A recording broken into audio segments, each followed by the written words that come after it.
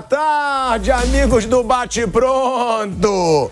Boa tarde, porque a Ferrari segue passando.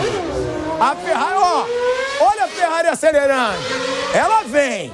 E quando a Ferrari acelera, é aquilo que o Ronaldinho já dizia, deixou sonhar. É a Ferrari rubro-negra, né? Que geralmente a Ferrari é vermelha e o pneu é preto. O asfalto é preto. Aí fica aquele mar rubro-negro quando passa uma Ferrari, né, Vanderlei Nogueira? E a Ferrari ligou, a Ferrari arrancou, só que o Fortaleza, o Leão, não foi o rei da selva. O Leão não ajudou o Flamengo. Com um a mais, o Fortaleza cede o empate e aí, toda essa empolgação vira um fusquinha. Aí a Ferrari vira um fusquinha. Ai, meu Deus. A Ferrari não anda. A Ferrari para. Porque mesmo com todo esse arranque, o Palmeiras é o líder e é o favorito ao título brasileiro. Porque das próximas rodadas aí, né, tem algum carro que é conhecido por ser verde? O avião da Leila. Pronto. Tem a Ferrari, mas o avião da Leila também decolou. E aí, tá no concerto, o Palmeiras tem, mas pô, o Palmeiras tem América Mineiro, vai atropelar, o avião da Leila vai atropelar. Aí tem depois o Fluminense, só pensando no Mundial e querendo que o Flamengo se lasque. Óbvio, o avião da Leila, ó, a única forma que o avião da Leila pode dar aquela, não vou dizer cair, mas aquela turbulência, aquela tempestade, raios, é o Cruzeiro lutando contra o rebaixamento. Ué, mas é o único jogo. Eu não digo que o Cruzeiro é favorito, não. Contanto que eu tô falando que eu acho que o Palmeiras vai ser campeão brasileiro. Agora, o Cruzeiro, na última rodada, lutando pra não cair, é o único jogo, na minha opinião, que pode tirar pontos do Palmeiras. Aí o Flamengo já pega o Galo no Maracanã. O Galo tem a melhor campanha do segundo turno. Jogo dificílimo. Pode perder ponto. E se perder ponto, perdeu o título. Aí tem o Cuiabá depois, tem que atropelar. E a Ferrari tem que, ó... Aí depois tem ainda o São Paulo no Morumbi, que também acho que o São Paulo sempre dificulta o Flamengo, mas também atropela. O Palmeiras tem o Cruzeiro como seu jogo mais difícil. O Flamengo, o Atlético Mineiro. E com relação aos outros, eu não tô aqui para ser politicamente correto, eu acho que já era. Pro Botafogo, que foi frouxo, pro Red Bull Bragantino, que não tem camisa ainda para ser campeão, e provou isso, como eu sempre falo, e pro Atlético Mineiro, que eu acho que mesmo ganhando do Flamengo fica difícil. Então, uma boa tarde cheia de atropelos, de avião, de Ferrari. Só que ontem, na nossa escala, de 13 horas, que é 1 hora da tarde, às 15 horas, que são 3 horas da tarde, temos um programa aqui, o Canelada, todo domingo na TV, Verdade. YouTube. Eu e do Bruno Prado. Quem é o favorito ao título? Palmeiras. Ele. Palmeiras. Pra cair. Tem que escolher um pra cair. Eu escolhi Cruzeiro. Ele, Cruzeiro. Termina o programa às 15 horas, me perguntam. Começa às 18h30. O telão tá aberto.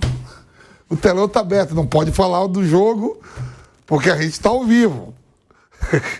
Gol do Flamengo.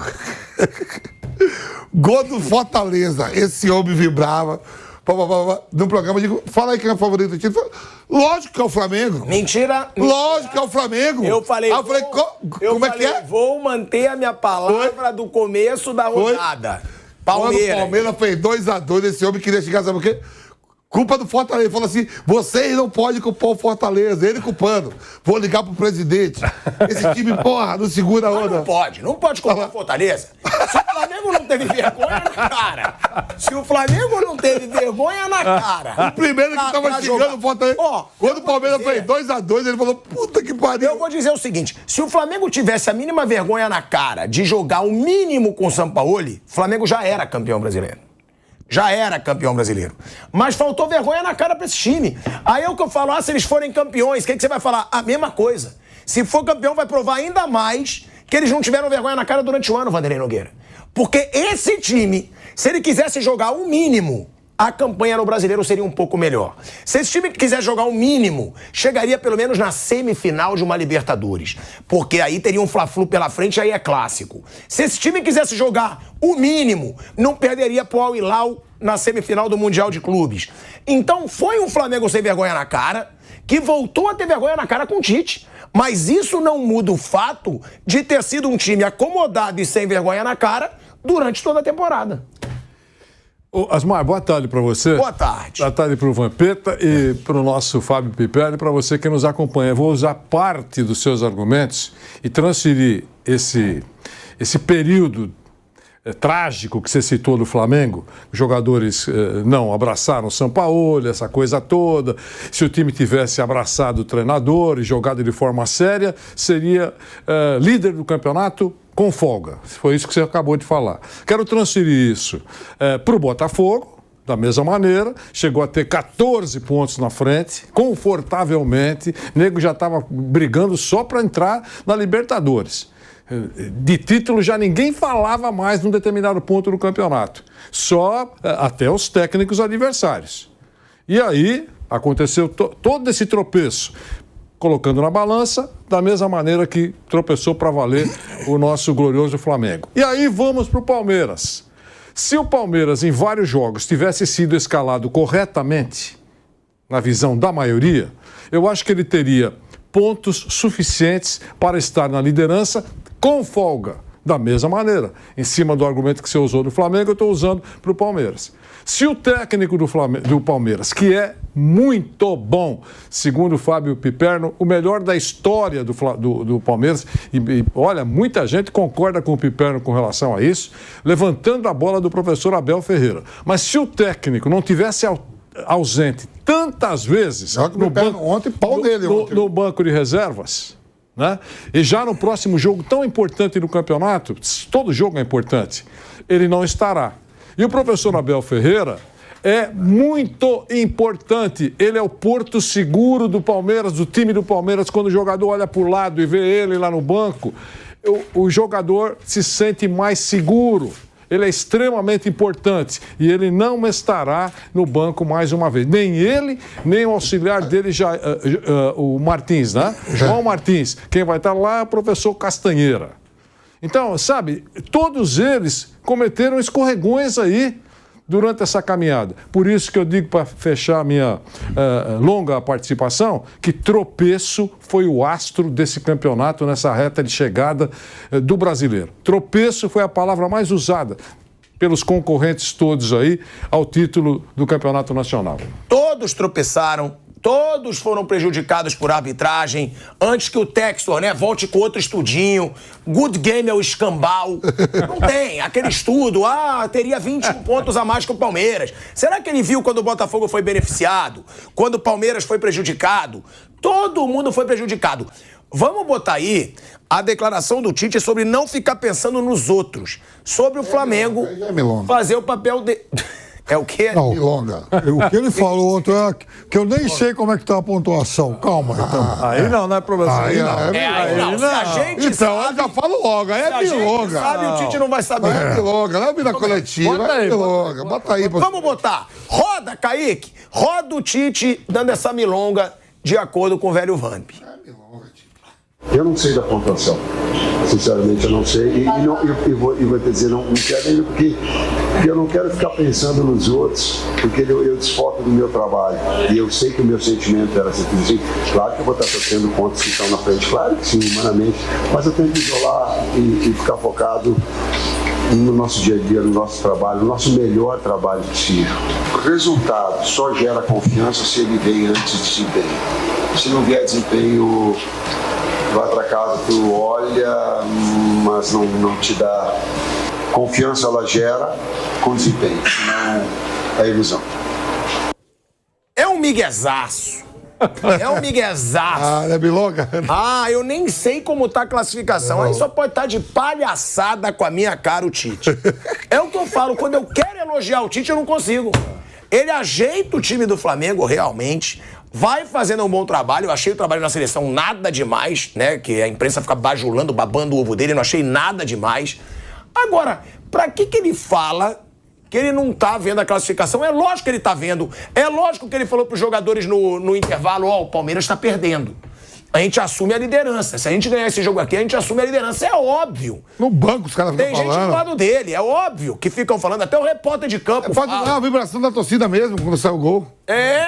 Mas o repórter, toda hora eles perguntam também. Eu fui repórter de campo. Os caras ficam celular no campo, pô. Toda hora eles ficam, e aí, como é que tá lá? Ah, tá assim. Daqui a pouco alguém vai perguntar para ele, então o senhor sabe que o Flamengo ainda tem chance de ser campeão? Pô! Ué, se ele não sabe a pontuação, não. Agora, o Tite falou isso. Aí tudo bem. Não, é muita milonga. É muita milonga essa situação do Tite. E outra coisa também, eu não consigo entender porque ele bota auxiliar do lado o tempo todo. Com todo respeito ao trabalho do auxiliar, tá? Que devem ser super competentes, o Xavier, o César Sampaio. Eu não consigo entender esse negócio. Ninguém quer saber o que o Xavier vai falar, o que o César Sampaio vai falar, mas é verdade, eles querem saber o que o treinador vai falar. O Tite tem essa mania desde a seleção brasileira. Eu acho até constrangedor pro cara que fica ali do lado assim, ó. O Marceledian tinha uma explicação. Explicar a situação do Arrascaeta. Aí sim, o que todo mundo quer saber. Mas eu não consigo entender, mas tudo bem. É o jeito de trabalho dele. A gente vai para um break na Rádio Jovem Pan. Seguimos no YouTube. Ó, a gente segue aí no YouTube, falando dessa situação do Tite. É muita revolta. Vamp. Oi. Ele quer procurar pelo em ovo. Não, mas não é procurar pelo em ovo. Me incomoda ficar vendo o cara ali do lado assim, ó. Ele quer o cara falou depois.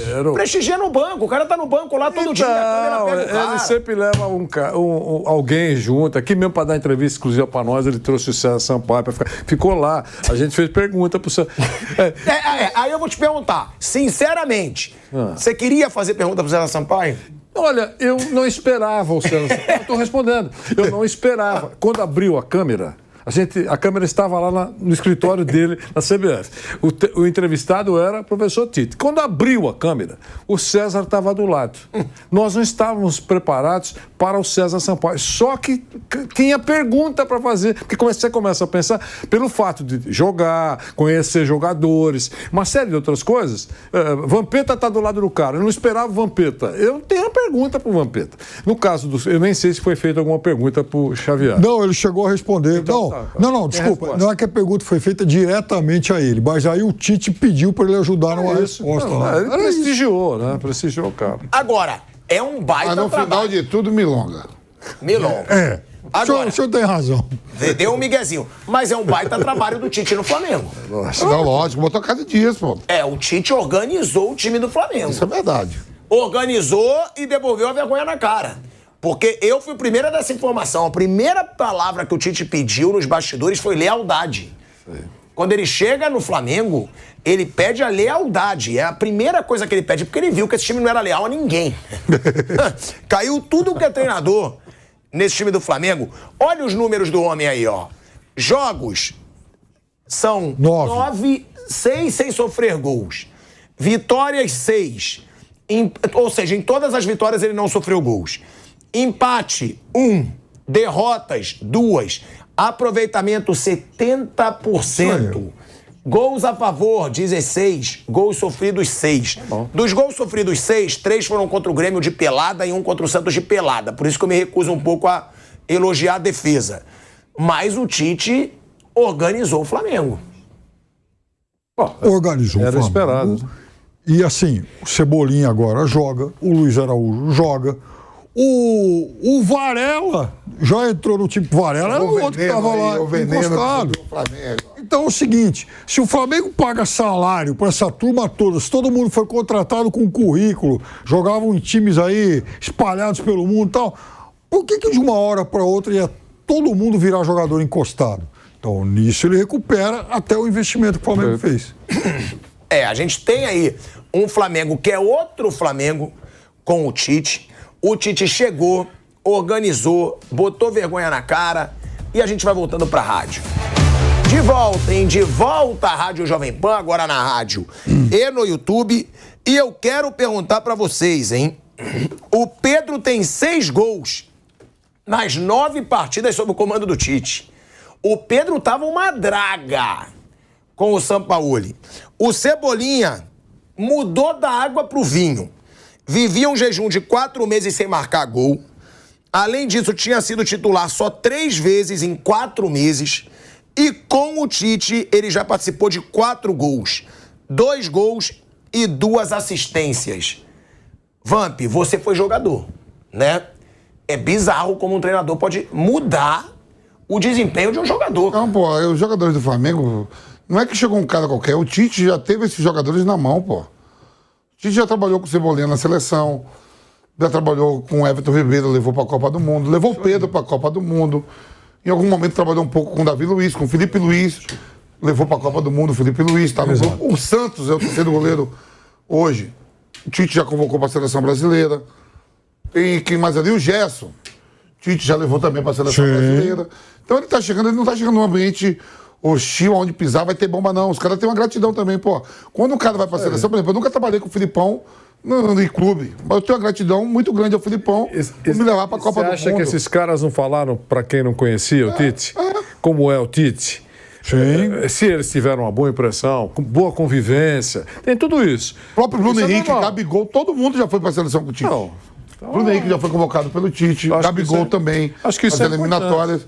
Importante. Então todo mundo sabe quem é o Tite, então por isso que tem esse respeito. O São Paulo todo mundo sabe também. Quando eu falo assim, quando o contrato do São Paulo, ele sabe como é o cara. O cara não, ele não é gestor de grupo. É isso aí. Ele não é de conversar com ninguém. Todo mundo sabe o que os caras queriam matar ele em Santos. A gente Chulapa falava, se eu encontrar esse cara, eu vou matar esse anão. São Paulo, né? O São Paulo. Chulapa falava isso. Falava em entrevista pra todo mundo. Aonde encontrar, eu vou matar ele. Ele tirou o Serginho de preleções, afastou. Pô, o cara é aquela história que eu falo pra você. O cara é histórico, importante, goleador no São Paulo, goleador no Santos, tem ótima relação com os jogadores, tem história pra contar, é um cara divertido, além de profissional, competente naquilo que ele faz. E aí chega o cara e joga ele pro lado de fora do estádio. Cara, o Serginho sempre teve, digamos assim, acho que um pavio um pouquinho curto. Por isso esse tipo de declaração. Se eu pego esse baixinho, eu estrangulo ele. O Tite, é isso que assim, ainda tem Rodrigo Caio e Pablo, que tá lá, que eu acho que o Pablo também acho que trabalhou com o Carlinhos e com o Tite. Foi um campeão no Corinthians. Tem uma galera do time do Flamengo, quase todo mundo o Tite conhece Exatamente. de dedo a dedo, pô. Eu acho que o Tite, ele também organiza dentro de campo. É isso, claro. Muita gente fala, ele devolveu sua motivação, mas dentro do campo também. O time tá arrumado. Né? Ele faz E aí você tem, fora do Tite, tem um cara que é da hora, o Fábio Maceridiano. ajuda muito. Pô, da hora, gente boa demais, e o próprio César Sampaio, cara. E o filho do Tite, o que eu escuto, que eu sei, chegou vendendo aí, sabe muito também de bola, hein? Também. Sabe? Olha o veneno aí. O Fábio Maceridiano, que inclusive botou o Arrascaeta em forma. É importante ele deixar isso claro. O Cebolinha, confiante pra caramba, jogando, buscando a jogada, sendo mais inteligente, ele era muito afobado. Jogou muito com o Tite na Copa América de 19. Foi o destaque, né? Foi o Foi, destaque. Decidiu a final, inclusive, contra o Peru. Exatamente. Então o Tite olha pro cara que estava encostado e fala, calma lá, esse aqui eu sei que joga, eu confio nesse cara. Ele não vai ficar encostado. E veja, é um investimento de 15 milhões de euros que estava lá jogado fora. Então, nesse sentido, o trabalho do Tite já dá lucro. O trabalho do Tite vem sendo muito positivo nesse Flamengo. Já é muito elogiado o trabalho do Tite. É bom a gente deixar isso claro. É um trabalho muito elogiado no Flamengo. Até pela forma como ele trabalha, como ele trata todo mundo igual. É um Tite que vem aí fazendo um baita trabalho nesse time do Flamengo.